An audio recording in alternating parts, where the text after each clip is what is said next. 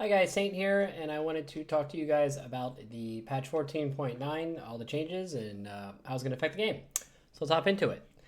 First, we got stage player damage is going to be going up. So, I mean, I feel like people in the early mid game are kind of just like open forwarding and like power leveling up to level 8, 9, and not really like playing the early game. So, like, that's definitely going to affect that.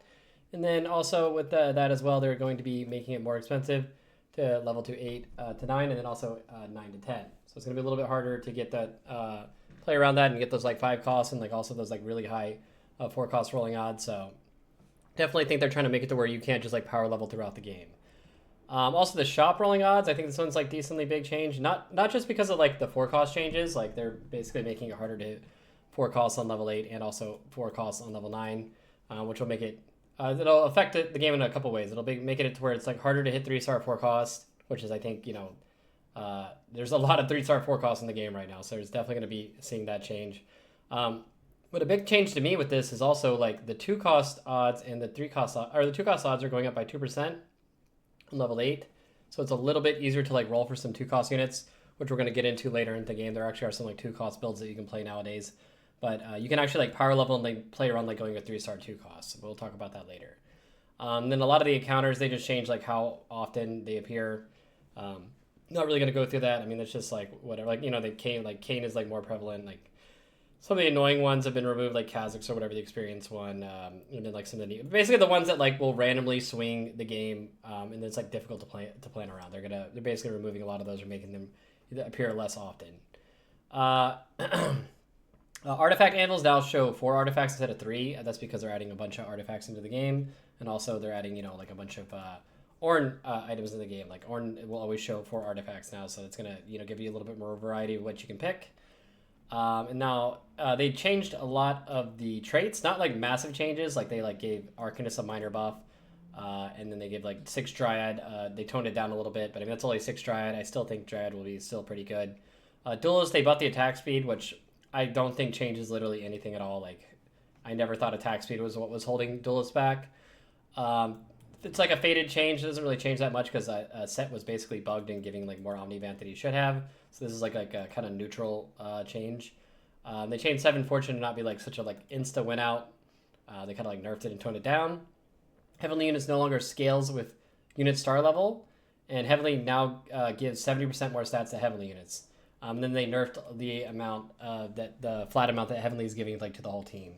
So I think that this is a pretty cool change because now it's going to make it to where some of the I think there's going to be some like Heavenly reroll builds that you can go around. Like I know Heavenly no longer scales with your unit star level, but you're getting 70% more stats on these Heavenly units. So there's definitely some builds that you can play with like rerolling some of the Heavenly units, which I'll talk about later in the video.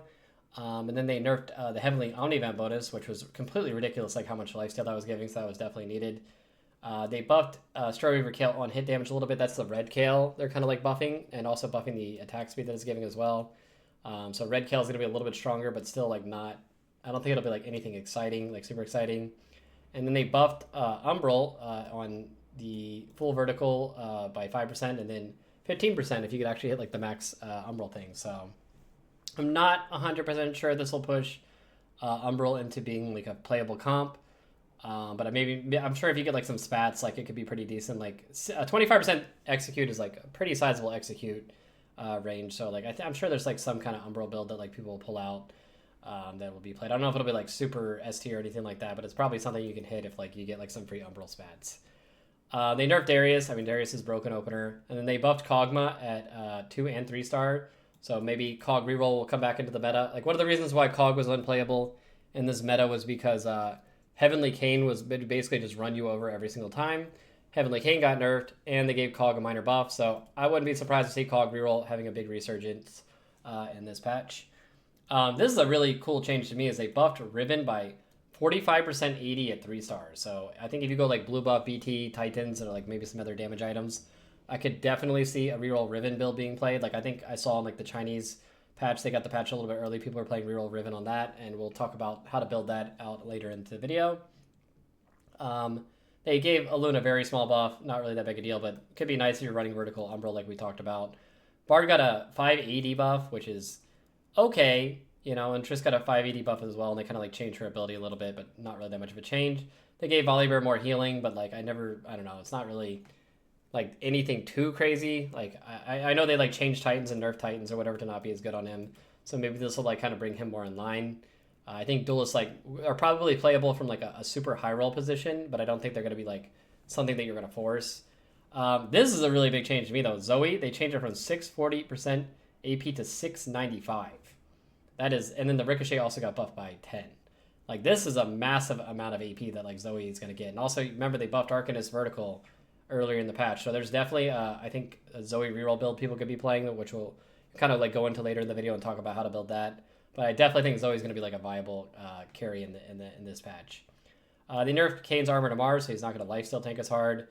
And then they buffed 3-star Morgana and made her targeting a little bit better. This is a pretty big change as well. They made it to where Syndra has more starting butterflies. Like obviously her damage scales. Like every single time she casts, she gets another butterfly to do more damage. So this is going to make it to where she gets like ramped up a little bit quicker.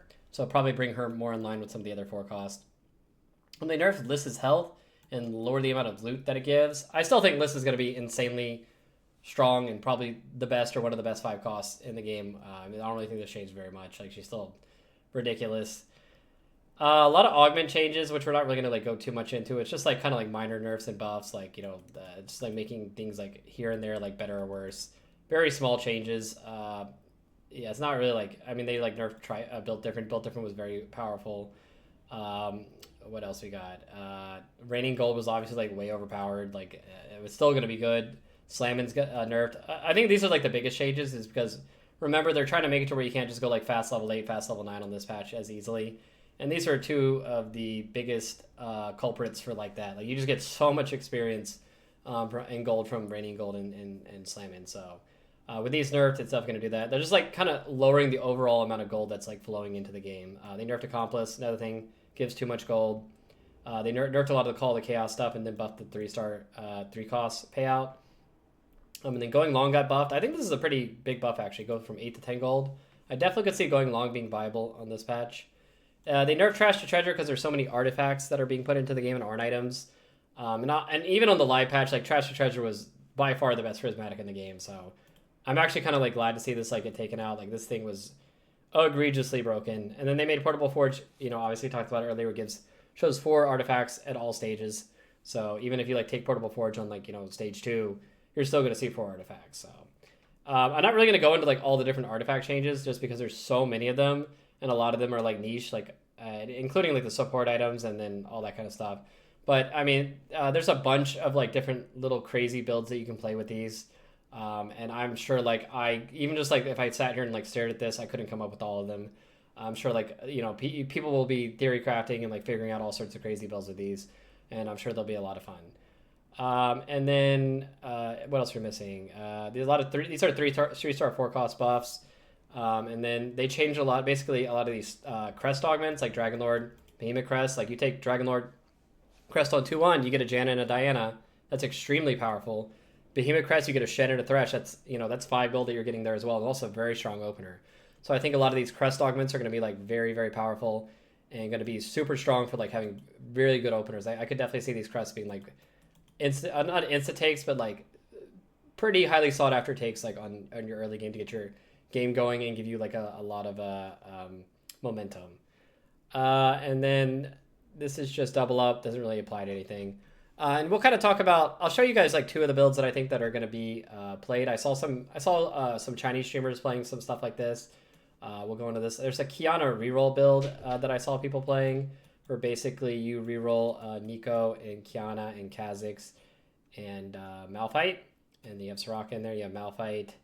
Where my boy Malphite at? He's a 1 cost. So you have Malphite, and then you just put a duelist in there, which can be literally any duelist. I mean, you could probably even play this with like duelist reroll or something like this. You don't want to go like full heavenly, so it's 4 or 5. You could probably like roll like Yasuo or like put like a Darius or and then from here on out you could either add more heavenly units or you could add more duelists.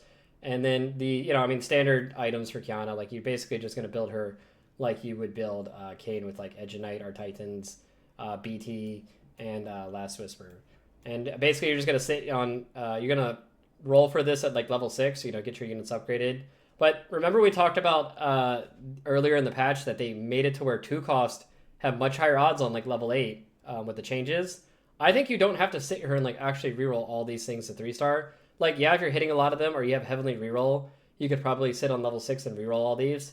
But I think just because like the odds on 2-cost are so high, there's 27% at level 8, you probably don't even have to like sit there and roll for this. Like, you could probably just like play this as a tempo build, and then, you know, you hit a lot of Kianas and stuff like that as you're like leveling, and then you could probably just like slap a Hui on the board to like finish yourself off if you're like pretty close like that.